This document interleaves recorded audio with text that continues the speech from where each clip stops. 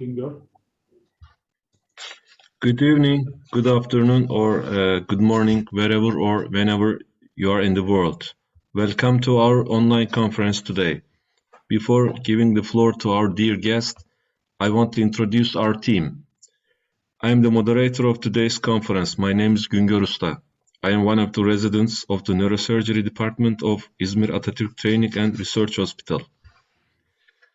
And today's host is Baran Taşkala. Are you ready, Bara? I'm ready. Okay. These online education meetings have started with Associate Professor Hasan Kamil Sucu, the Program Manager of the Neurosurgery Department of İzmir Atatürk Training and Research Hospital, and goes on with the contributions of all the residents. Also with the contributions of the neurosurgeons who graduated from the same department as me. I kindly ask you to keep your microphones turned off during the presentation of the lecturer to avoid voice and noise pollution. You can ask your questions by writing to the chat part of the Zoom program. At the end of the presentation, your questions will be asked to the lecturer and will be discussed. Mutual discussion is not proper for the format of our meetings. Please do not ask your microphone to be turned on. And now I have a great pleasure of introducing our guest, Professor Parthasarathy D. Thirumala. I will read a short CV.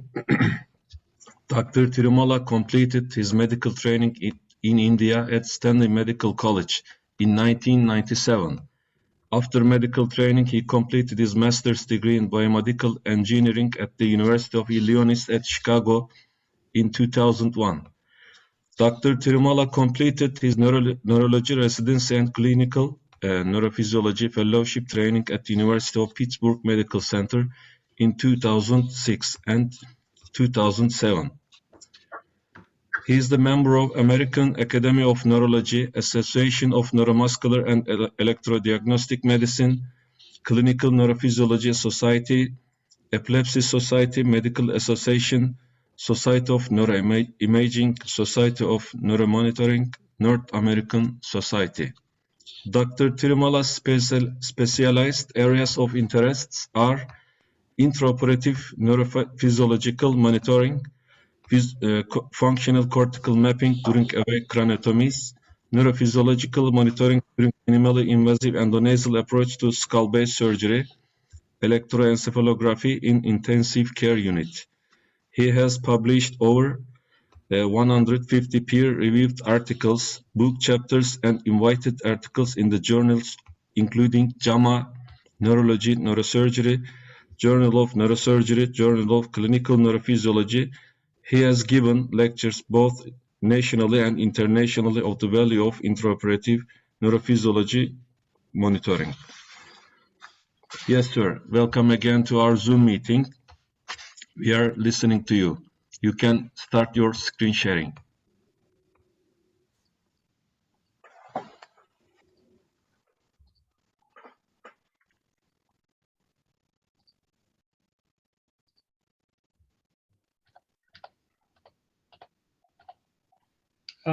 Again, thank you for inviting me to speak. I was very surprised when I got the call first because I didn't recognize the name. I had to ask my colleagues here who are from Turkey to make sure this was not, a random email. And then I realized you guys are definitely a good neurosurgery program trying to improve surgical care. Again, thank you for the opportunity to have me speak here. Neuromonitoring, from my eyes, is a very large field. And for the purpose of this talk, I have reduced it to one specific surgery, probably very common. In this case, it would be lumbar spine surgery. A lot of which I am going to speak today probably could be utilized for any spine surgery that is done at this point. I have no specific disclosures relevant to this talk. So how I broke this talk is into 5 parts. One is, a little bit about lumbar spine surgery, a whole lot about neuromonitoring, I have a case study discussion, just trying to give highlight the value of neuromonitoring. I'm going to speak about a few challenges in our field and where the future direction that I see this field can go in. Some of the slides are probably very basic and some are a little bit advanced, so that it can address to the diverse nature of the audience that we have. At some point during this talk, if you have to raise your hand, please feel free to do so. I am happy to answer questions in the middle. All of these slides have citations, and if it is my own work, we haven't cited anything. Otherwise, it's mostly cited. So I'd like to begin with discussing lumbar spine procedures. Right. So the goal of lumbar spine surgery or surgery in lumbar spine stenosis is to improve walking distance and relieve pain by decompressing nerves. So the addition of instrumented fusion for the treatment of most frequent lumbar spine stenosis does not create any value add for the patients and might be regarded as overcautious and unnecessary treatment. So I'd like to, I'm beginning with this because this is an editorial I pulled out of the New England Journal of Medicine. And this is the editorial, which is based on two different randomized clinical trials which were published that year. One was with a study from United States, Dr. Gogwala, and the second one for Dr. Forsyth from the European Union, both of which were not able to show great benefit for utilizing instrumented fusion for treatment of lumbar canal stenosis. That could be for any etiology. One included spondylolisthesis, and the other one had other lower back pains in addition to spondylolisthesis. Now, this is important, but as you can understand, in a lot of these clinical studies, it fits a very narrow patient population and doesn't apply to the full field. That's why if you look at the trends in spine surgery, the lumbar spine fusions have been increasing over time, irrespective of what the clinical trials show. So in the United States, approximately, you would say there are 100, 150 procedures every year done for various etiologies. And this is mostly, some are instrumented, some are non-instrumented fusions. So I suspect in Turkey, the situation is a little bit early in terms of how you treat. But that being said, this is what the latest literature is. So why do we have to worry about lumbar spine surgery? So if you look at risk-benefit ratios, there are two large clinical series which has looked at the complications. And obviously, there are many complications after surgery, right? So it's you do a wrong level, which is not, I wouldn't say uncommon, but it is something which happens. You have nerve root injuries, you have bleeding, malpositioning of implants, you have lesion dural tears, and you have wound infections. Neuromonitoring can help for everyone.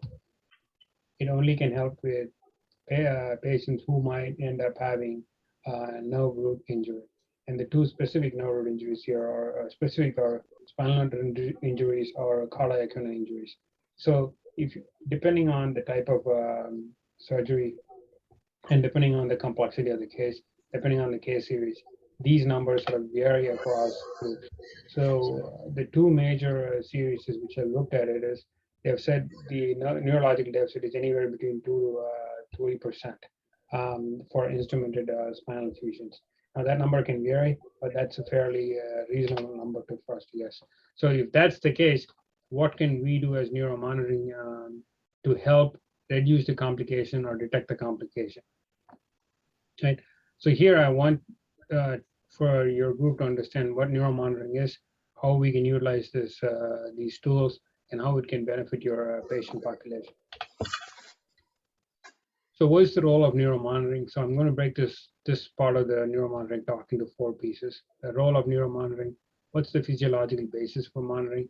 What do the guidelines say, especially neurosurgery guidelines say about neuromonitoring? And what are the techniques which are available for us to utilize? So the role of neuromonitoring it can be broken down into broadly 3 categories. So our goal is to provide a perioperative neurological evaluation. The second primary goal is to predict neurological injury, and the third one is to prevent neurological injury. Now you would think if you ask some people, they say we are in the predictive camp, meaning we are predicting deficits. In some cases, say, oh, we can prevent deficits because we can predict people do interventions during surgery, which reduces the incidence of neurological outcomes. But if you look at the data, the more common thing is we provide perioperative neurological evaluation. So we give you the structure, we give you the structural integrity of the nervous system during surgery. So here is an example of a case where the time is going down. You see 1430 is 230 and 1534 is 334. These are 4 channels of data. US is left hand, right hand, left leg, right leg. All 4 responses are only from the cortical SSEP channels. And this is time coming down. As you can see, they were placing screws and then tightening rods and finally placing drain. There were no changes in cases. This is the most common type of data set we have, which is in 90% of the cases, you may not see a change during the case, which you might think, okay, if there are no changes in the case, are we really helping anyone?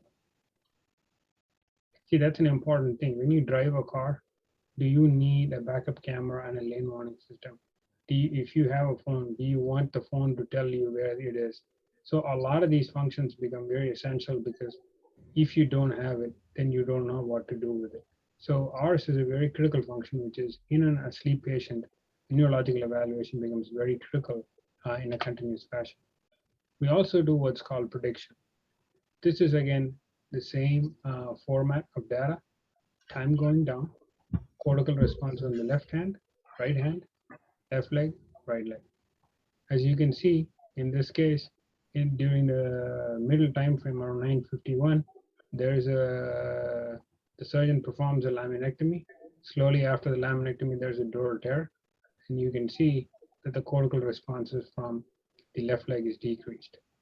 Now, all the other responses have absolutely not changed. You don't need to have, an MD in neurology to understand that there are no changes. It's very clear. As you can see, the tear was repaired, but the responses did not improve. That's because either during laminectomy or some portion of the case, there was a nerve injury, and we lost the responses, and the person woke up with a neurological deficit. So this is where we predict things. And this is not common. It's 5 to 10% of the cases. And then here's another example, very similar data set. Same for the spine. Again, US, UD, TS, TD, cortical responses, time going down. You can see one thing. Cortical responses decrease. It's completely lost. We increase the blood pressure. This is when they start decorticating during the spine. The responses go down. The surgeon takes a pause. They increase the blood pressure, wait for some time, responses improve. So this is where we call it prevent. Because when he did the decortication, there is no way for you to figure out if the response has changed or not. And now you give the surgical team an information which they did not have previously. So what happens in the perioperative process in respect to neurophysiology, right? At the bottom is the neurophysiology responses. That is a reflection of the neuronal elements, or if you will call it, the integrity of the neuronal elements, be it the brain, the spinal cord, and the peripheral nerves. And that is affected by the surgical procedure, anesthetic medications, and neural perfusion. So these things can change during surgery, which can have an impact on the neurophysiology responses. And finally, when you see some changes, it's also possible that there are some technical factors in the whole surgery, which might cause some changes. The technical factors might be present. It's not the most common one, but that's something we should think of, at least from our standpoint, whether this change is caused by that. So what's the basis for these changes? Why do we believe that when there is a change in the response that there's a problem to the nerve tissue? So this is an animal study, right? They looked at cerebral blood flow and the evoked potential amplitudes over time. You can see a small change in the cerebral blood flow from 18 to 14 here on the x-axis causes a substantial drop in the amplitude of the evoked potential. The citation is missing from this article. It was published in 1982 by Simon. It's not our work. And you can see there's a very good correlation between change in flow. And more important, it's also very sudden. Now, another correlation you want to see is how do you correlate the cerebral blood flow or spinal cord blood flow to mean arterial blood pressure, which is something that we see commonly in neurosurgery, right? That's the one measure you can check. You don't have an option to check for cerebral blood flow. The same thing happens. As the mean arterial pressure is maintained between 50 and 150, there is no change in cerebral blood flow. But as the mean arterial pressure drops below 50, there is a very precipitous logarithmic drop in responses, which can have a very similar effect on the evoked potential. So bottom line is the changes can be very sudden in these cases, and these changes can reflect a change in cerebral blood flow. So when you see changes in that, what's the big picture?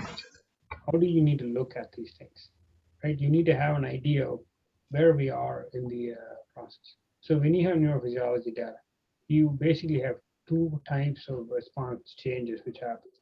The one which is more commonly seen is people will say there were no big changes or significant changes, and the patient wake up fine.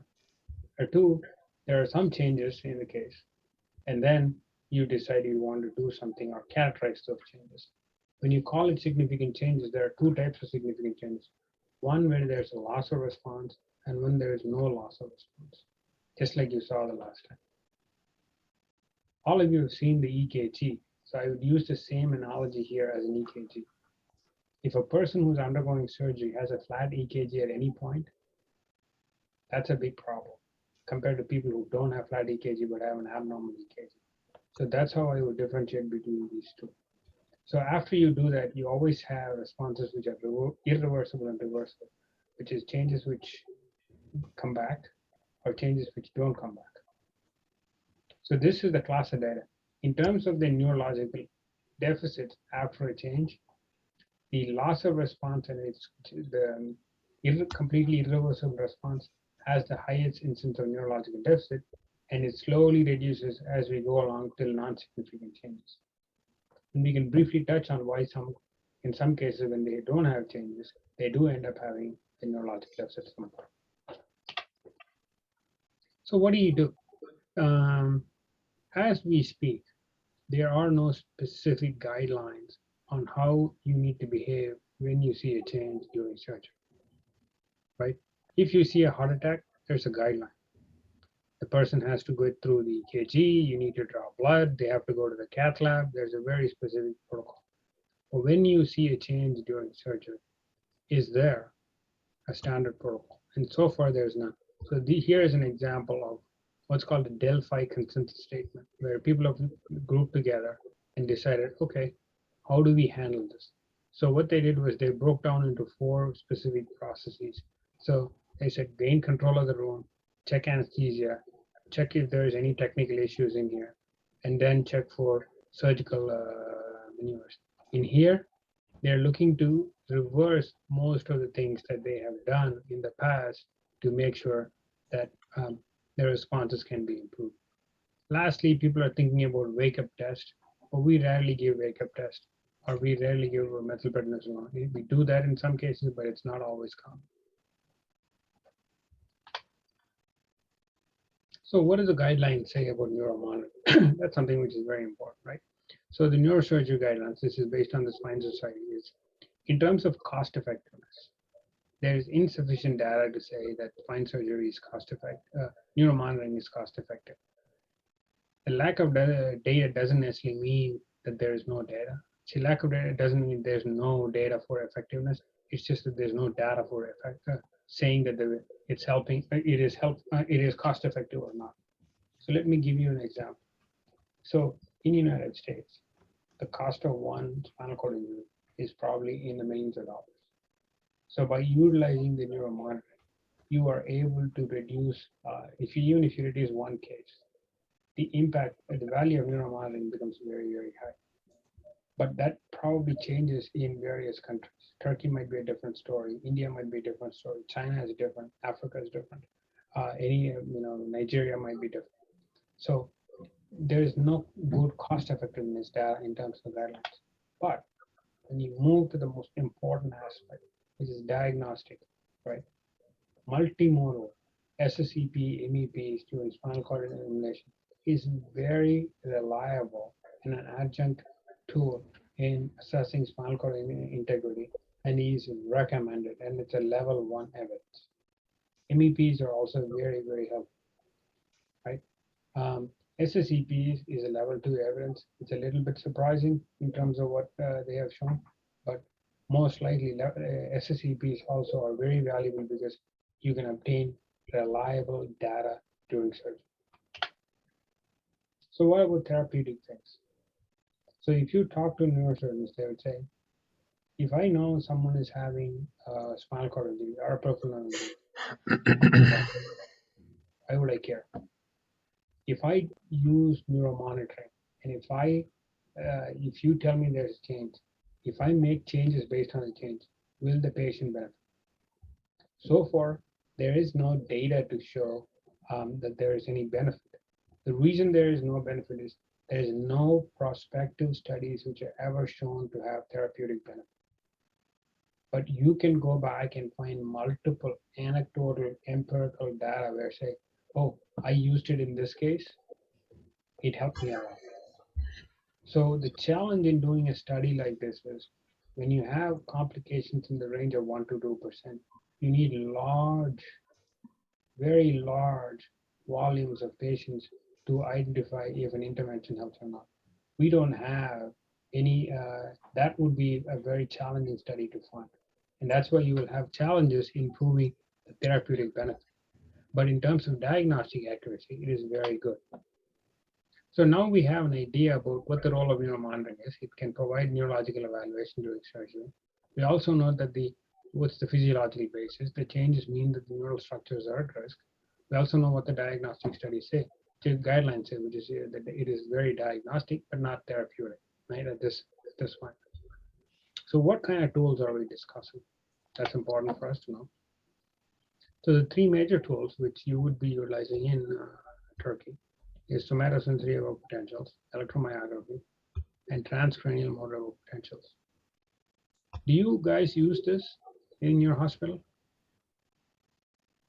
in İzmir? Sorry? Do you use neuromonitoring in İzmir? Yeah, sure. Okay. So in terms of somatosensory evoked potentials, somatosensory evoked potentials is a measurement of dorsal column function. Why this was chosen, because it's purely dorsal column function, is our ability to easily record this data. Because you can do an electrical stimulation on a mixed nerve, both in the arms and in legs, and you are able to consistently and reliably stimulate the peripheral nerves, which is a mixed nerve, which can travel, where the signals can travel through the dorsal column, through the medulla, cross over, go to the thalamus on the opposite side, and to the somatosensory cortex. We are able to detect these responses in a very consistent fashion. And so it becomes very attractive for neuromonitoring, especially in the surgical field. How do we do neuromonitoring here? SSEPs, we do median arterial nerves. Our stimulant intensity is anywhere between 40 to 70 milliamps, with the duration of stimulus between 0.2 to 0.3. The other data points for our data collection is right there on the table. But the point I want to stress here is you need to be able to do continuous data collection and documentation for you. Doing one at the beginning of the case, doing one at the end of the case is not helpful. You have to do something at the very beginning, and you need to continue this right through the procedure. So how do we get data and how do we review data? I showed you the responses, just the cortical response channels for SSEPs in the previous slides. But I want to show you actually how it looks like.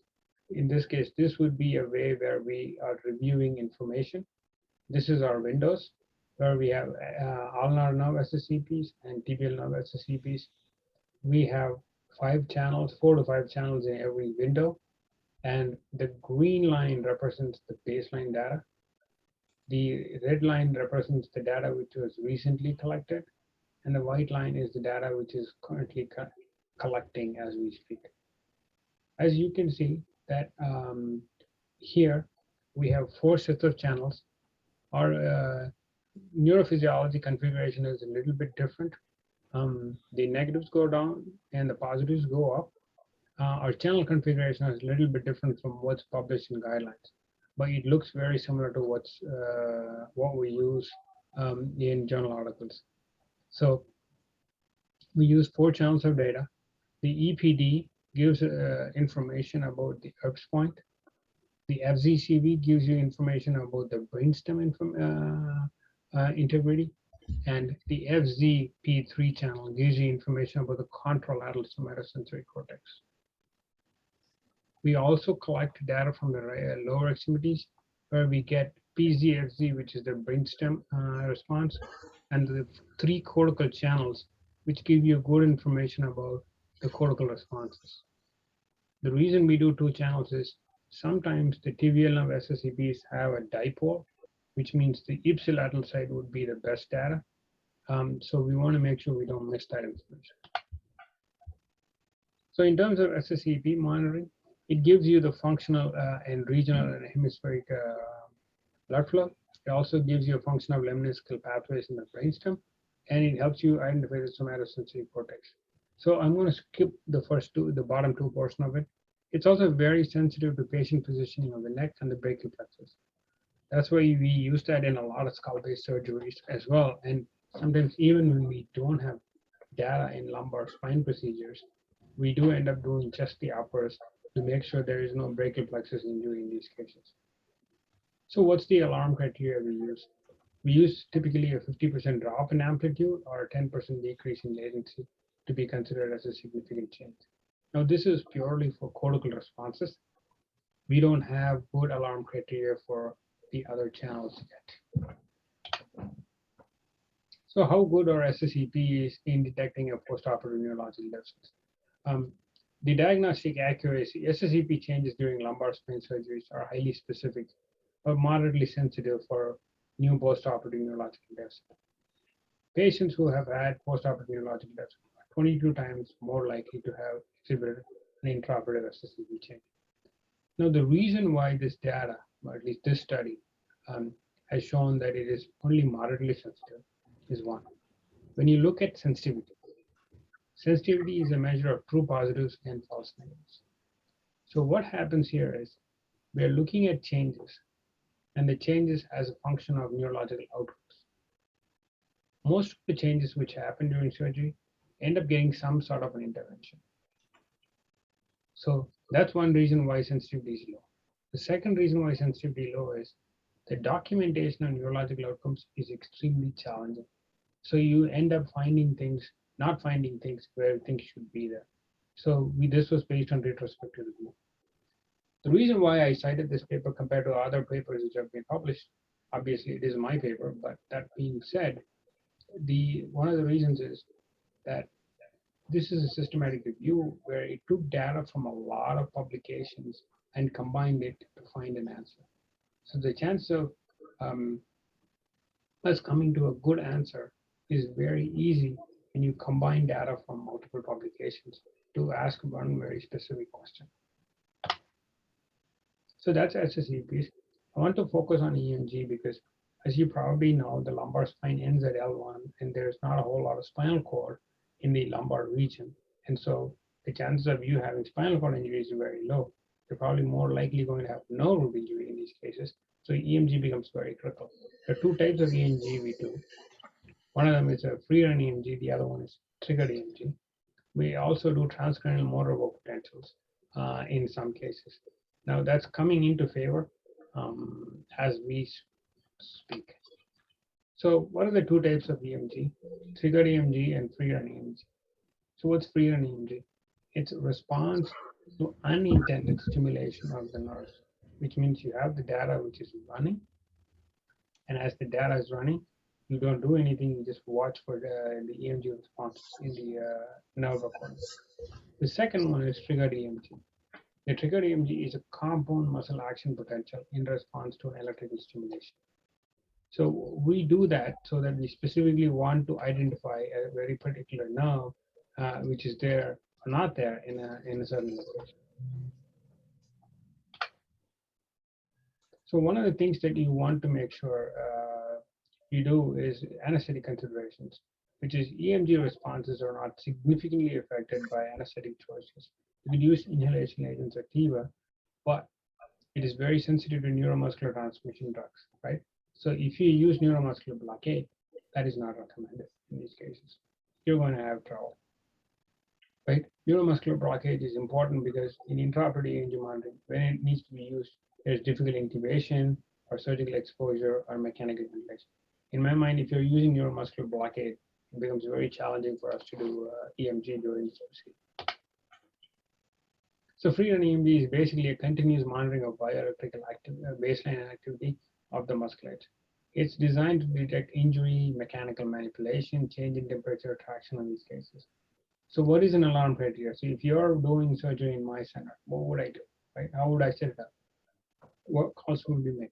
We would call any spontaneous EMG which is happening in the muscles over a certain particular voltage, like 50 microvolts for that, and we let the surgeon know there is activity. The surgeon typically doesn't change or alter the procedure based on EMG activity alone, unless it's very, very significant, which is very, very uncommon. Why is that? So if you look at it, the intraoperative EMG is sensitive, which means if you didn't have EMG, it is very specific for a change. If you didn't have a change, but if you did have it, it really doesn't signify that there is a nerve at risk at this point, right? Why that's the case? Again, this could be that you are manipulating a nerve and an action potential travels down, or the nerve is injured and you get a response, or the postoperative deficits are not documented properly. Either way, that being said, we in our practice haven't found intraoperative EMG to be very sensitive for detecting a deficit.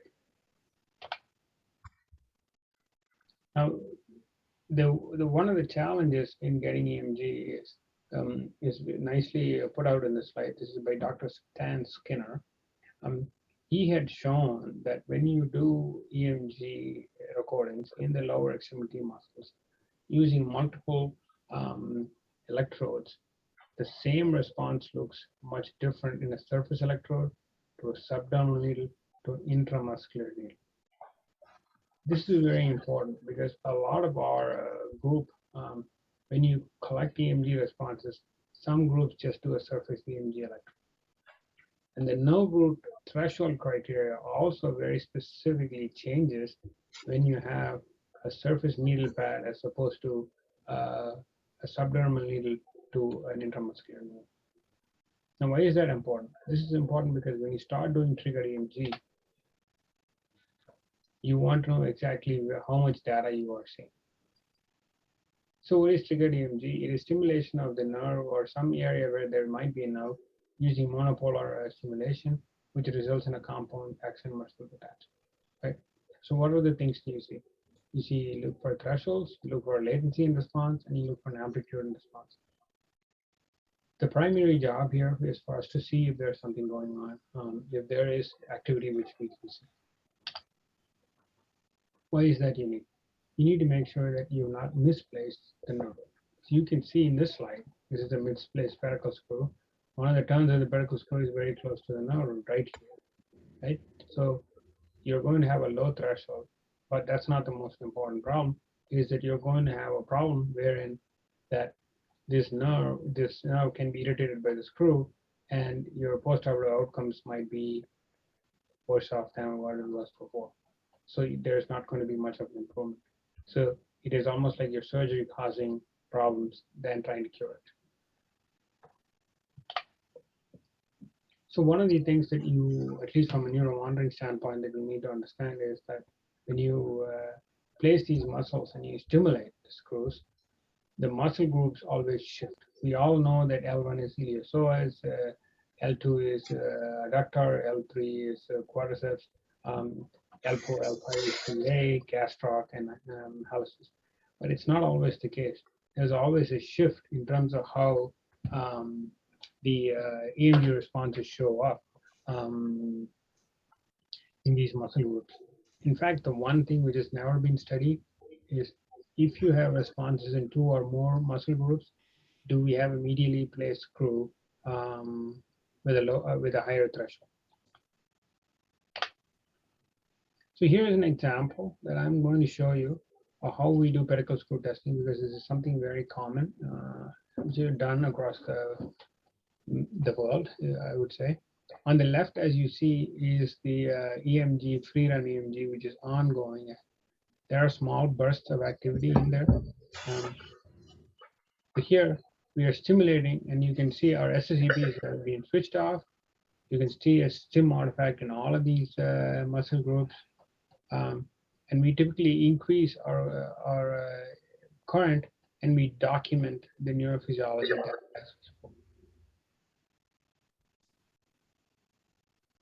So in this case, you can see a nice AT response at 20 milliamps. We keep reducing it for 18. You see a nice response. It's going back and forth. At 9 milliamps, you still have a small response. And then it stays at 6 milliamps.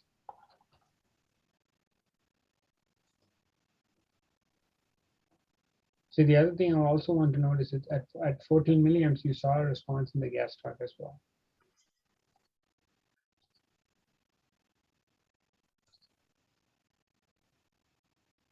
So this is what we do for every single one of our screws.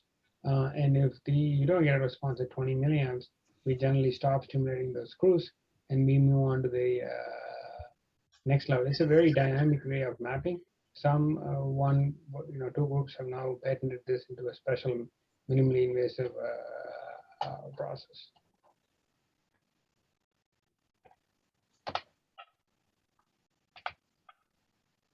So what can the abnormal pedicle screw thresholds teach us?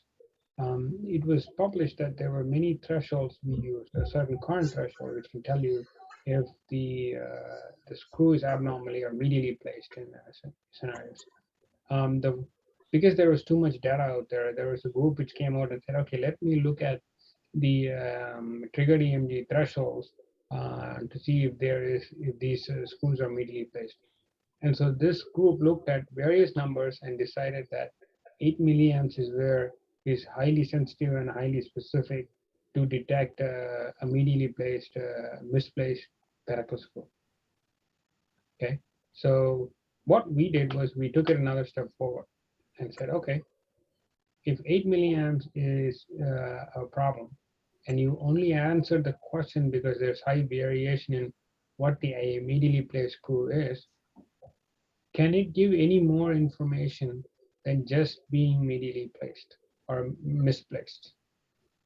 So when we looked at the data, whatever the threshold which was used by these publications, if you look at their own threshold and you look at the incidence of neurological deficits, patients with new deficits after lumbar spine surgery are 10 times more likely to have a lumbar pedicle screw stimulated at a lower EMG threshold, which means in addition to you having a lower threshold, they also end up having a problem with low EMG neurological deficit. So it's just not medially placed, it's also medially placed and possibly increases the chance of deficit in these cases. So now that we discussed the SSEPs and EMGs, I want to sort of mention TCMEPs.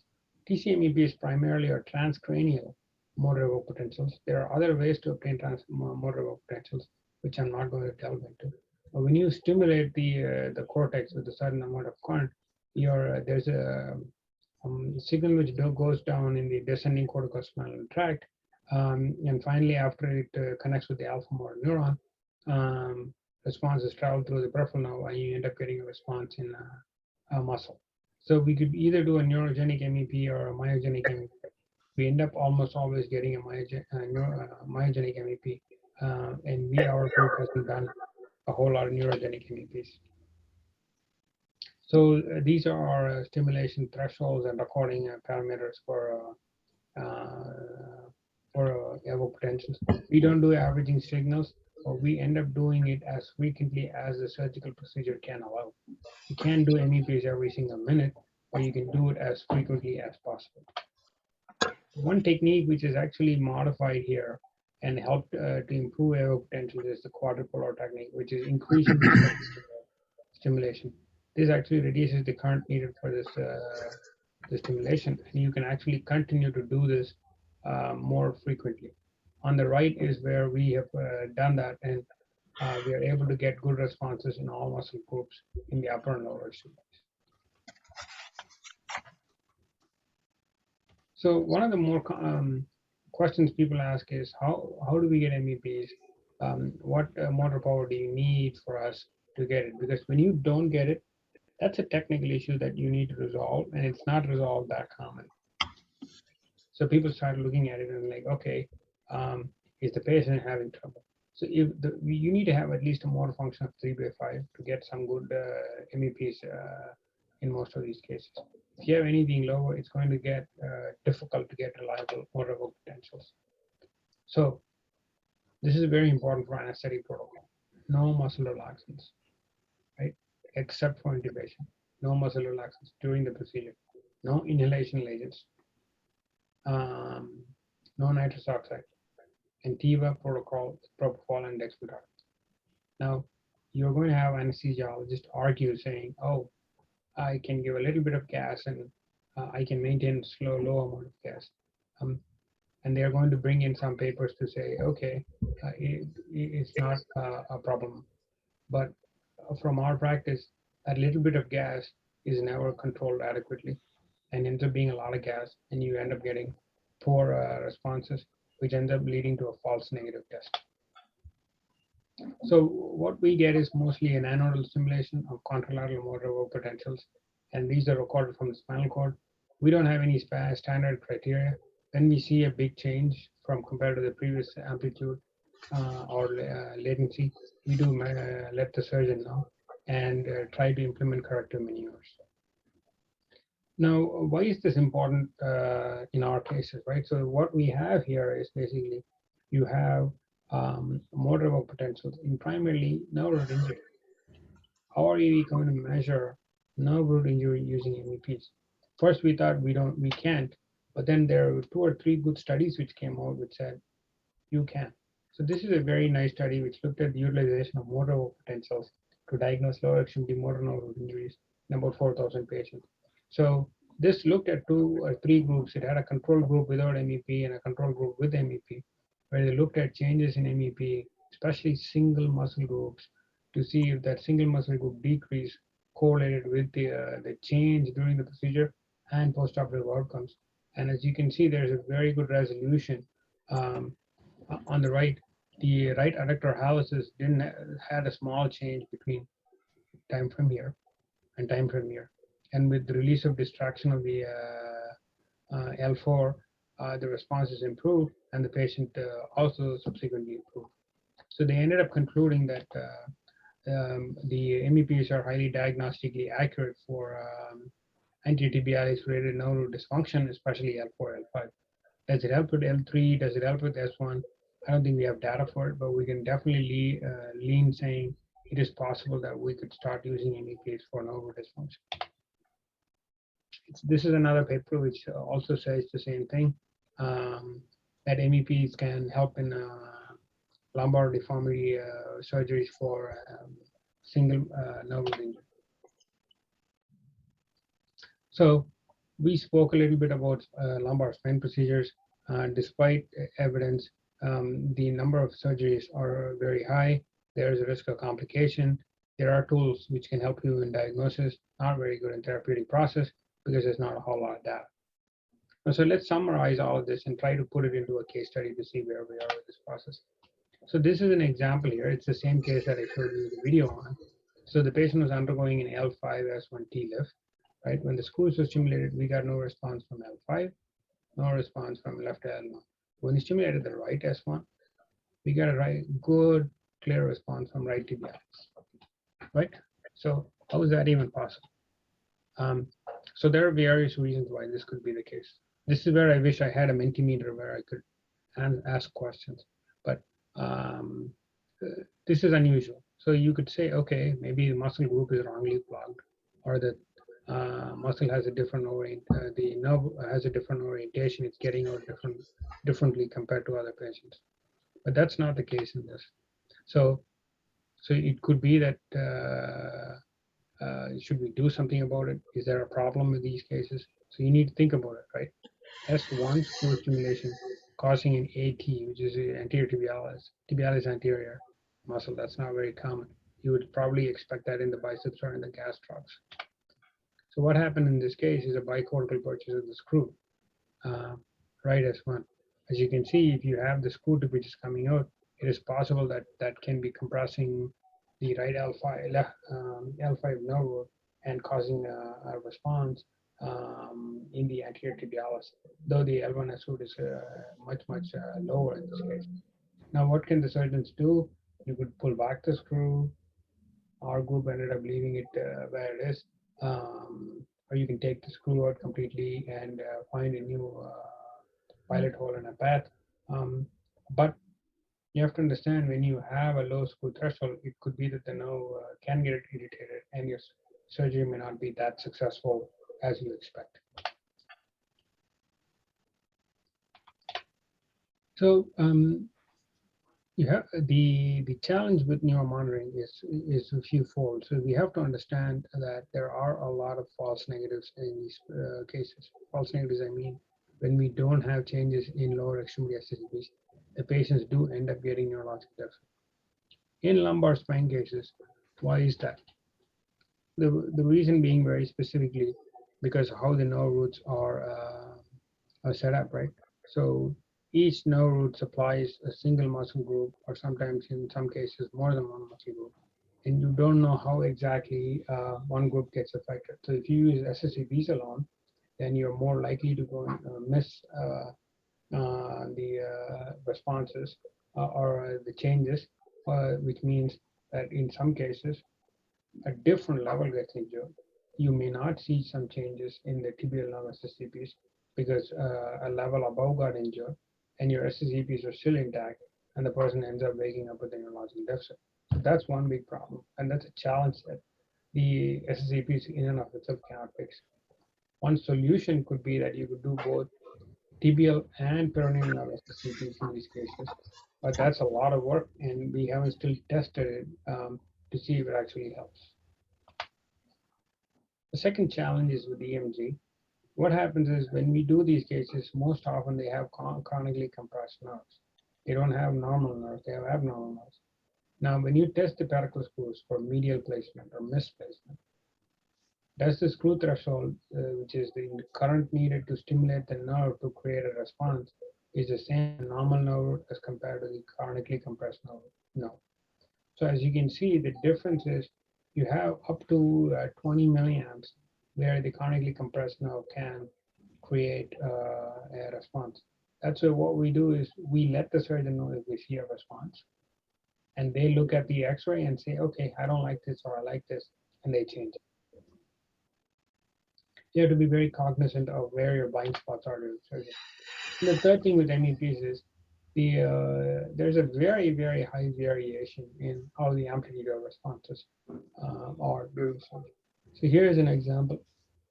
On the left is a D wave, which is fantastic, and you're able to get it through. On the right is the motor evoked potential, and you can see this is not an abnormal case. That's a normal case. And there's a big variation in data over time. It's very hard to make calls based on this data. So this is something that you have to think about. You have to wonder during the procedure whether you got the good data, you didn't get good data, and which can lead to sometimes false negatives or false positives. Okay, so now that we discussed all of this, I want to just put a thought in your head and think about it, right? When you do procedures, and we almost always have an EKG for the heart. right? We have something for the lungs. We have something for the body. We have something for the kidney. And every one of these organs can be replaced, but the brain can't. Should we do monitoring for the brain and spinal cord? The answer is yes, but we don't. And so we need to find a way to get there in trying to provide evidence to the field. So this way they're able to review information and say, okay, this is valuable and this is not valuable. I think I'm on time. We can stop and take questions. Okay, sir, thank you for your pleasant lecture. Let me read the questions.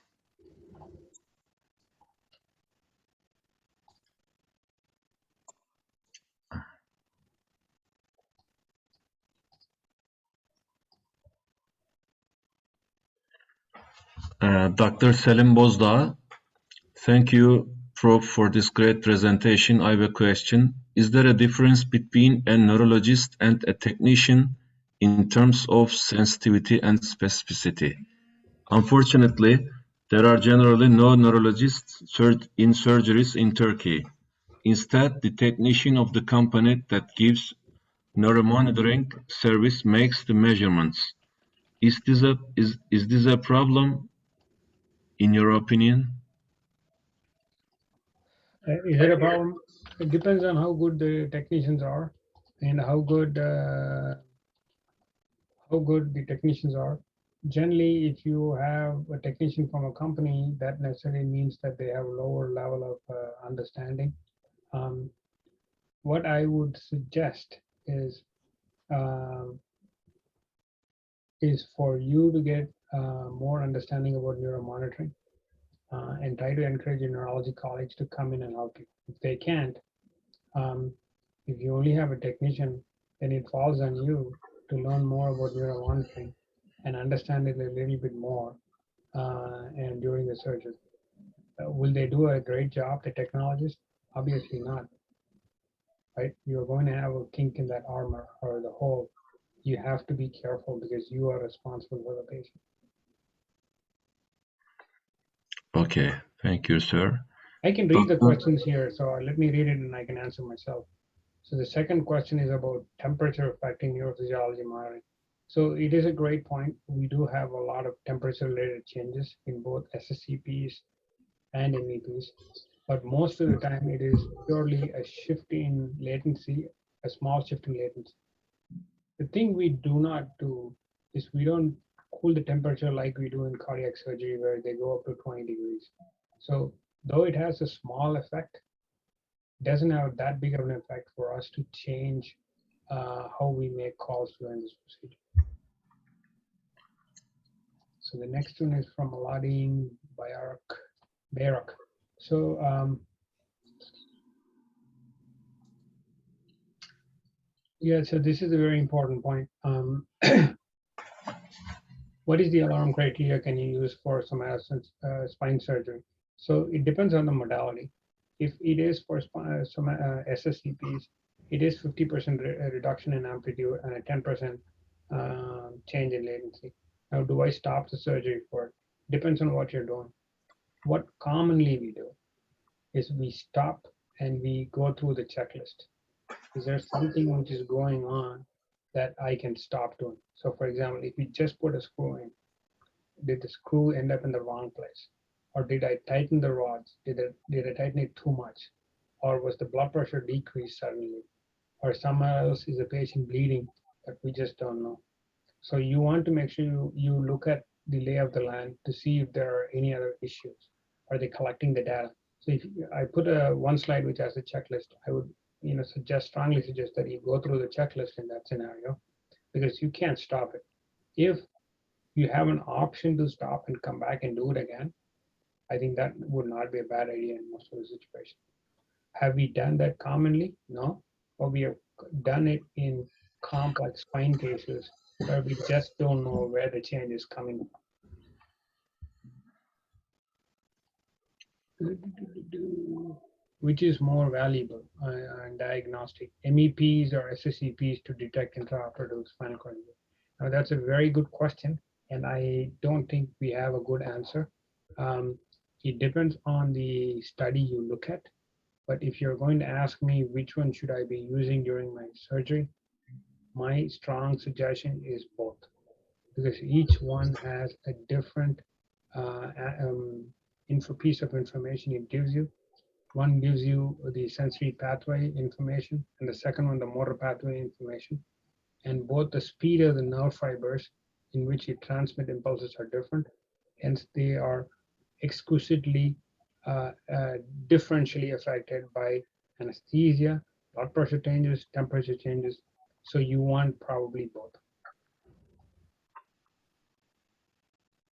So in terms of correctional scoliosis, no, what my suggestion would be in correctional scoliosis is when we collect the data, you want to be collecting data as continuously as possible. So in scoliosis correction, for example, you want to be collecting information right through the correction process in SSCPs and as frequently as possible in the MEPs. Because what happens is you collect SSCPs before you put the rods in, you do the derotation, and then you collect it at the end, and things are changed, and you don't know when things have changed. So as frequently as you do, the better it's going to be for you.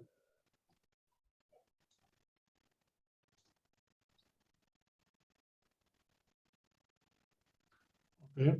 There is another question. Yeah, I am reading the Yes. question. It's a long question. So the first question is, if I understand this correct from me, a 50% decrease or 10% increase in amplitude, when do you actually look at the change from? So again, that's a very important question. What we do is after incision, before any major manipulation is done, we set the baseline and start measuring responses. And that will be your steady state of anesthesia and steady state of data collection. And when you see changes of 50% from that time, that would be when you would see the when you make a call. If you have responses which are very big at the beginning of the procedure because of low anesthesia, and then suddenly gases increase and your responses drop, then you might be missing something when there's an actual 50% decrease. So that's a problem. So you need to make sure you set it at the end. The second is SSCP with EMG enough for the nerve root monitor. So as I showed you before, MEPs have recently shown to be very valuable adjunct for L4, L5 nerve root injury or detection of nerve root injury during lumbar spine procedures. So if you are doing L4, L5, I think you would have a lot of benefit by adding MEP monitoring as well in those cases. Now, if you're doing scoliosis correction, the answer is very simple. Yes, right? You do both SSCPs and MEPs, and multimodal monitoring is going to be the one which is going to be very, very helpful. Now, if you have trouble with your technologists who are setting it up, then I suggest that you sit down with you as a group, you, the technologist, the anesthesiologist, and decide how you are collecting data, understand the workflow, ask them what changes they are making calls for, so you can understand the significance of this, so you for you to modify your surgical care. So the main warnings of nerve root, we don't have any. I think at this point the nerve root warnings could be 50% decrease in MEPs and 50% decrease in SSCPs. There is no specific criteria published at this time for nerve root monitoring. Another question, what is the mean artery pressure? So if the patient can sustain, a map of 80 and above is probably very, very good. And the reason I say that, I'm going to move to one of my slides from before to show you that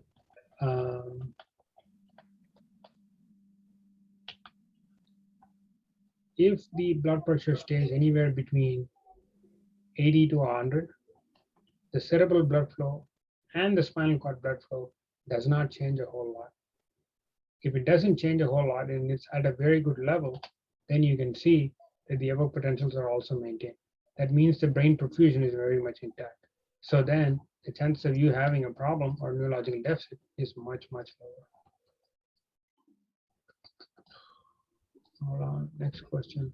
Do you add adductor muscles with quadriceps femoris for spinal nerve? See, the adductor monitoring is something that you could potentially do, but the response is not very robust in some cases, and so you end up not being able to call these as good changes. If you are doing minimally invasive, I suggest that you do adductors. And if you're doing nerve root monitoring, you should start developing your own expertise on how these responses look like, and make sure you call 50 or 60% drop in amplitudes as a change for you to use during surgery. I think I answered all the questions. Yeah. Mr. Bingo, I think you can read the thanks.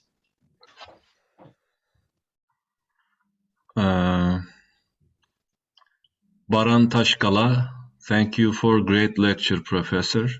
Atilla Kazancı, thank you for this great lecture. Okay. Sir, let me ask the last question. It's mine. We never use neurophysiological monitoring in disc surgery, for example, simple discectomy. We don't use in Turkey. Is it true or wrong? What's your opinion? So you have limited resources for neuromonitoring. It is best to be using that in cases which are a lot complex. So for you, if you're utilizing in spine, the case you need to do the most is patients with myelopathy. In cervical myelopathy, either anterior or posterior approach, you use neuromonitoring. In thoracic cases, whatever you're doing, disc, even if it's a small thoracic disc, I would use neuromonitoring, because the area between T4 to T6 is called the area which has reduced perfusion. So you have a high chance. If you're doing a scoliosis correction, large PSOs, VCRs, those procedures have a high risk for spinal cord injury, nerve injury.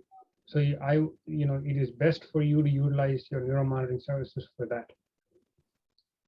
The single disc removal, so either in the lumbar region or in the cervical region, is not associated with a lot of nerve root deficits. Can it happen?